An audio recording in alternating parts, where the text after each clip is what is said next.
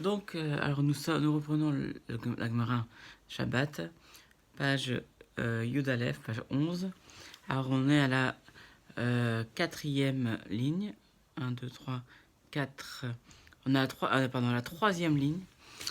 Alors, on va reprendre des enseignements de Rabba Bar Marassia au nom de Rav Chama Bar Goria au nom de Rav, et une série d'enseignements au nom de tous ces auteurs qui parlent au nom de Rav.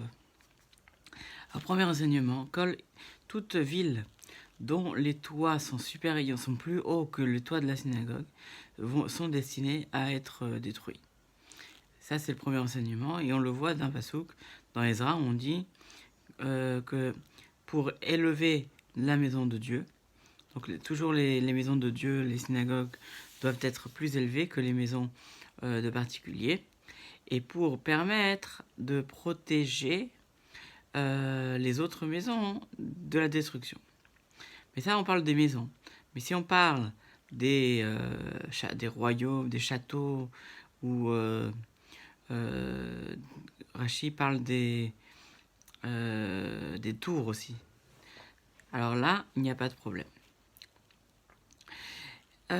Ravashi dit, moi, j'ai construit une maison à Mata Mechassia, et il n'y a pas eu de destruction. Après on dit, mais pourtant, il y a une destruction par la suite. Et il dit, oui, mais pas de cette faute. Pas du fait de cette faute d'avoir construit une maison supérieure en hauteur à la synagogue. Entre enseignements de Rabba Bar Machassia, au nom de Rav Chama Bar Geria, au nom de Rav, il vaut mieux être sous l'emprise, enfin travailler pour un descendant d'Ishmaël, donc un arabe musulman, plutôt que d'être plutôt que de servir un Nori, un étranger, que Rachid dit un habitant un de la destinée de Edom, c'est-à-dire des chrétiens, ou voilà. Mieux être sous la coupe travailler pour un musulman que pour un chrétien, et mieux vaut être sous la coupe d'un étranger plutôt que d'un chavar. Chavar, c'est Rachid dit que c'est une personne qui est un des peuples d'Iran. Et mieux vaut être sous la coupe d'un de ces peuples d'Iran que pour travailler pour un sage en Torah. Pourquoi ? Parce que le sage en Torah, si on l'embête, si on le contrarie, la punition peut être très grave, parce que vu qu'il est en contact direct avec Dieu. Et mieux vaut être sous la coupe ou travailler pour un Talmud Torah, pour un sage en Torah, un érudit, plutôt que pour un veuf ou un orphelin ou une veuve, parce que eux aussi, du fait qu'ils ont cette tristesse, et à partir du moment où on risque de leur faire du mal, et aussi ils ont un contact direct avec Dieu, et Dieu leur répond très vite. Et donc indirectement, ça peut nous causer du mal. Rava Bar Machassia dit nom de Rav Hamad Rion, nom de Rav, une autre troisième enseignement. Il dit, il vaut mieux toute maladie plutôt que une maladie des intestins, toute faiblesse plutôt qu'une faiblesse du cœur, et tout mal, mais pas un mal de tête, et tout mal, mais pas une mauvaise femme. C'est-à-dire qu'il faut préférer, il y a certaines choses qui sont plus graves que d'autres. Rav Bar Machassia continue, dit au nom de Rav Chama, nom de Rav Gura, nom de Rav, s'il y avait si tous les océans étaient de l'encre, si tous les étangs étaient des plumes, si les cieux étaient des peaux, et tous les enfants d'Israël étaient des scribes, il n'y aurait pas suffisamment de quantité de matière pour écrire le creux, c'est-à-dire quoi? Le creux des autorités, c'est-à-dire le creux de cœur des autorités, c'est-à-dire les pensées de ce que les autorités ont en cœur. C'est-à-dire ils ont tellement de calculs politiques, économiques, qu'ils ont tellement de choses en tête que ça ne suffirait pas à écrire tout ce qu'ils ont en tête. D'où est le verset? La source, c'est au nom de Rav Mesharshia, il dit les cieux pour les lever et la terre pour la surface et le cœur des rois sans fin. Donc le cœur des rois sans fin, c'est surtout la fin du verset qui nous intéresse, c'est que le cœur des rois est sans fin, c'est-à-dire qu'ils ont tellement de calculs en tête que il ne suffirait pas de toute l'encre du monde et tous les roseaux, les plumes, etc. pour pouvoir décrire ce qu'ils ont en tête. Donc, on continue toujours le même enseignement. Rabba Machassia, nom de Rav, et Chama, Bar Giora, nom de Rav. Il dit, il vaut mieux, il est bon de jeûner pour un mauvais jeûne, un mauvais rêve. Et c'est comme l'étoupe pour le feu. C'est-à-dire quoi? C'est-à-dire que l'étoupe, en fait, l'étoupe de laine, c'est bon pour prendre feu, pour attiser le feu, pour créer un feu. Et on dit donc que le jeûne permet, est très bon dans un cas d'un rêve, si on a fait un mauvais rêve, afin d'éteindre ou de comprendre le mauvais rêve et de réagir. Et Rav Chasda dit, ou Bobayom, à condition que le jeûne se fasse le jour où on a rêvé. Et Rav Yosef, il dit même Shabbat. Et Rav Shua, fils de Rav, il dit, un jour s'est rendu chez Ravashi. Il avait fait un veau qui était le 3e de sa famille, c'est-à-dire, comme disent les commentateurs, c'est le meilleur, celui qui a une chair très tendre. Alors il lui a demandé de goûter. Est-ce que le maître voudrait goûter? Il lui a dit non. Pourquoi? Parce qu'il se trouvait en jeûne. Il lui a dit mais ne pense-t-il pas le maître comme Rav Yehuda, qui a dit que Rav Yehuda a dit un homme peut très bien ne pas jeûner et rattraper le lendemain? Il a répondu non, on ne peut pas faire ça. Pourquoi? Parce que quand on a un jeûne, il faut rêver le jour même. Enfin, il faut jeûner. Le jeûne, c'est par rapport au rêve dont on est arrivé le jour même. Et Rav Mamachassia dit, et même Rav Chama au nom de Rav, il dit c'est bon de jeûner pour un jeûne comme le feu avec l'étoupe de lin. Et Rav Chasda a dit c'est uniquement dans le cas où le rêve a eu lieu le jour même. Et Rav Yosef, il dit même Shabbat. Alors maintenant, on continue avec l'enseignement de l'explication de la Mishnah. On a dit si on a commencé, on ne s'interrompt pas, mais on peut s'interrompre pour lire le schéma. On a dit on ne s'interrompt pas, et ensuite on dit on s'interrompt pour le schéma. Qu'est-ce que ça veut dire? On a dit au début on ne s'interrompt pas. Alors on a dit la réponse c'est que la fin on parle des paroles de Torah, puisqu'il enseigne dans la Braïta que si on était en groupe en train d'étudier, on a le droit de s'interrompre pour faire le schéma, mais on ne peut pas s'interrompre pour faire la Hamida, pour faire la prière et donc la Hamida.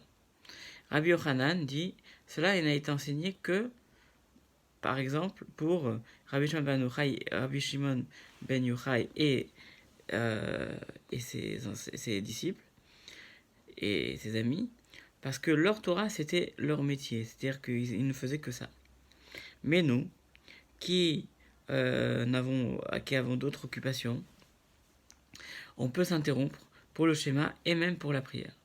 Ah, pourtant il enseigne dans une braïta, de la même manière qu'on ne s'interrompt pas pour la prière, on ne s'interrompt pas non plus pour le schéma. Alors là, en fait, on parlait d'un cas, du cas où ils étaient en train de faire l'année embolismique pour savoir s'il y avait un deuxième mois de Hadar ou pas.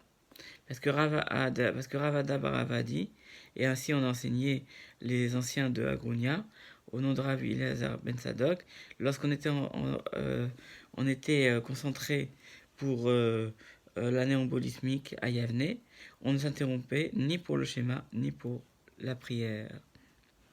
La Mishnah suivante. Alors, un couturier ne doit pas sortir avec son aiguille à l'approche de Shabbat, de peur qu'il va oublier qu'il va sortir avec pendant Shabbat. Ni un scribe avec sa plume, il ne doit pas sortir à l'approche de Shabbat. Ni quelqu'un qui va vérifier ses vêtements du fait d'époux. On ne vérifie pas les vêtements du fait d'époux. Ça, on va revenir. Et on ne peut pas lire non plus à la lumière d'une bougie à l'approche de Shabbat, de peur qu'on s'oublie et qu'on arrive à lire à la lumière d'une bougie pendant Shabbat. En vérité, on a dit aussi que un autre cas, si quelqu'un était le professeur du Talmud Torah qui voyait les enfants, il peut qui aide avec les enfants, il peut voir à la lueur d'une bougie où est-ce que les enfants lisent, mais il n'a pas le droit de lire pour lui-même. Et dans un cas semblable, on a dit aussi qu'un homme qui était atteint de la maladie de Zav, d'un écoulement séminal, il n'a pas le droit de manger avec une femme qui elle-même aussi est atteinte d'un écoulement séminal, si c'est sa femme, du fait qu'ils sont proches et qu'il risque d'en venir à une relation qui est interdite par la punition de retranchement. Alors, l'Agmara il dit Nan Natam, donc il enseigne là-bas dans une Mishnah. Un homme ne doit pas se tenir dans le Réchout, dans un domaine privé, et boire, c'est-à-dire sortir sa tête et boire dans le domaine. Un homme ne doit pas se tenir dans le domaine privé et boire dans le domaine public en sortant sa tête. Et ni le contraire, c'est-à-dire que s'il se trouve dans le domaine public, il ne doit pas sortir sa tête et boire dans le domaine privé. Seulement, qu'est-ce qu'il doit faire? Il doit rentrer sa tête et la majorité de son corps à l'endroit où il boit. C'est-à-dire même si ses pieds sont dans un autre domaine, du moment qu'il a l'essentiel de son corps qui est dans un domaine, il boit dans ce domaine, ça sera permis. On tourne la page, Daf Yud Aleph Amud Bet. Et de la même manière, dans le pressoir. Ah, on pose la question.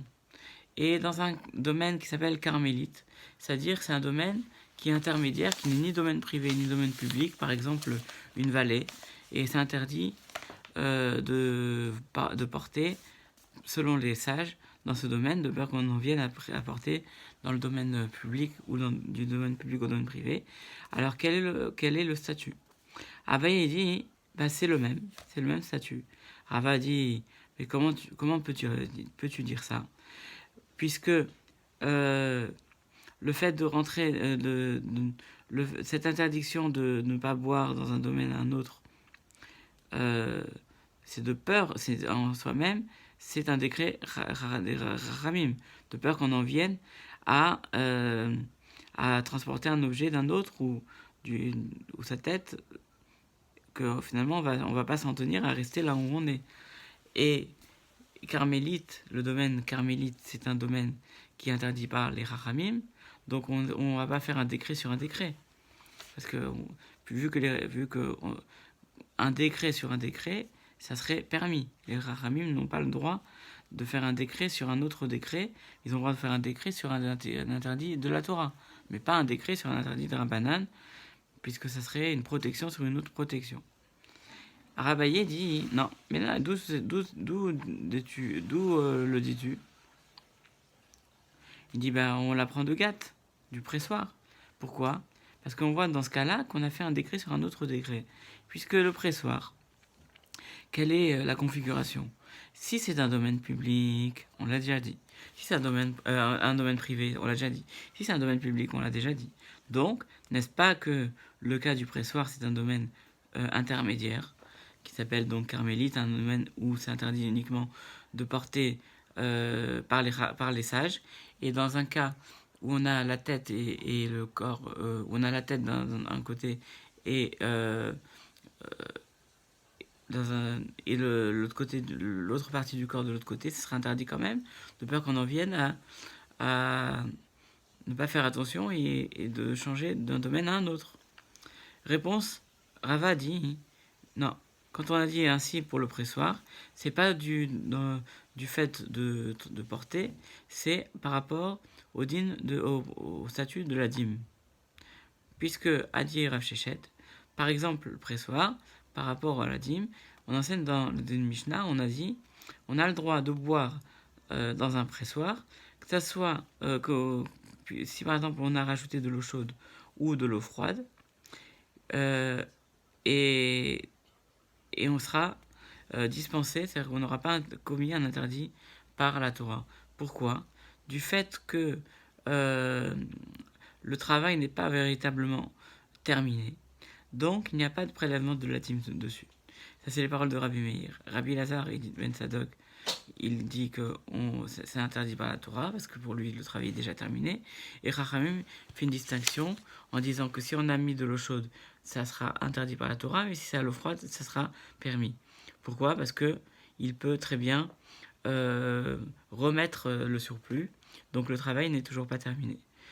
Donc, le cas du pressoir, c'est pas du tout lié au fait de porter ou pas porter, c'est le fait de savoir si on doit prélever la dîme dans ce cas-là. On enseigne dans la Mishnah, on dit qu'un tailleur ne peut pas sortir avec son aiguille à l'approche de Shabbat de peur qu'il oublie qu'il sorte. Ah, n'est-ce pas qu'elle est accrochée à son habit ? Réponse non. Parce qu'en fait, on parle du cas où il l'a prise dans la main. Ah, pourtant on vient en apporter une preuve, on a dit qu'un tailleur ne peut pas sortir avec l'aiguille qui est accrochée, qui est cousue dans son vêtement. N'est-ce pas que là-bas on parle de veille de Shabbat ? Réponse à la Gemara, non, là-bas on parle de Shabbat. Ah, pourtant il y a une braïta où on dit explicitement un tailleur ne sortira pas avec son aiguille qui est cousue dans son vêtement veille de Shabbat à l'approche de la nuit. Réponse à Gemara, oui, mais ça va comme qui ? Comme Rabbi Yehuda. Parce que, qui a dit que un artisan, il le porte de cette manière, en cousant, en accrochant son aiguille dans la poche de la veste. Et donc, il transgresse l'interdit de la Torah, puisque c'est l'habitude de le porter ainsi. Comme on voit dans une braïta, un tailleur ne sortira pas avec son aiguille qui est cousue dans son vêtement, ni un menuisier avec un